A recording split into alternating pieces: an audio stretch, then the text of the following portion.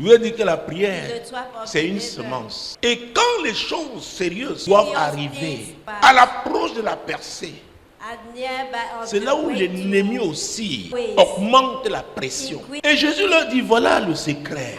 Il ne faut point se relâcher. Il faut continuer de prier. Écoutez, tu n'invites pas Dieu. Parce que beaucoup disent, tu n'invites pas Dieu, choisis Dieu. C'est pourquoi il faut être du côté de Dieu avant les problèmes. Et si tu n'y étais pas, réconcilie-toi avec lui. Et maintenant, tu dois savoir si effectivement cette affaire, ce que tu demandes là, la direction que tu recherches, ce que tu exiges là, est-ce que c'est conforme à la volonté de Dieu? Est-ce que Dieu est d'accord avec ça? Parce que la persévérance n'a pas de sens si on est du mauvais côté. Et parfois c'est très difficile de le faire savoir aux gens. Certains croient que les pasteurs sont des marabouts. Non, le marabout là n'a pas de pouvoir, c'est son Dieu. C'est le diable. Oui, puisqu'il recourt aux esprits. Et parfois tu vois quelqu'un a couru pendant longtemps, a dépensé son énergie, son argent du mauvais côté. Comment le lui faire savoir? C'est très difficile. Les pasteurs peuvent vous le dire.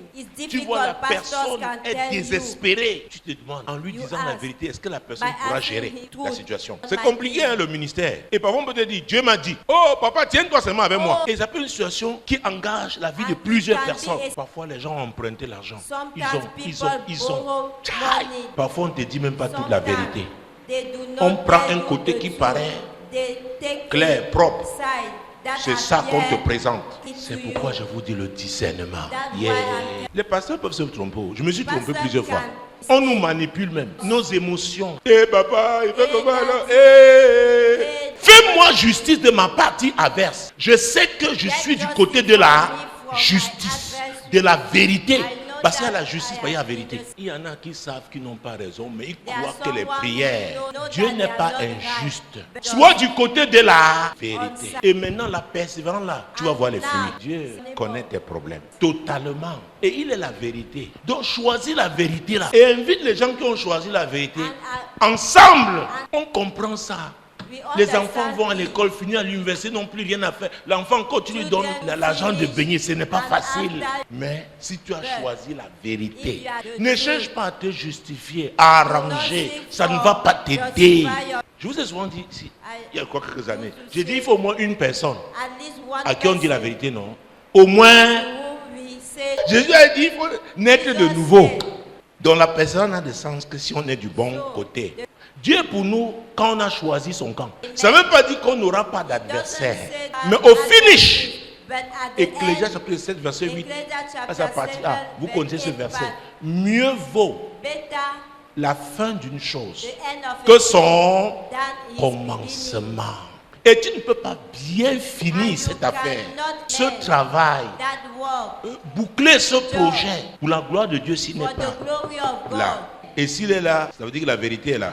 Dis à ton voisin, la vérité paye. Chacun de nous, quelque part, il y a un petit truc. Si Dieu vraiment ouvre le dossier, est-ce que vous vous souvenez? C'est quoi la miséricorde de Dieu?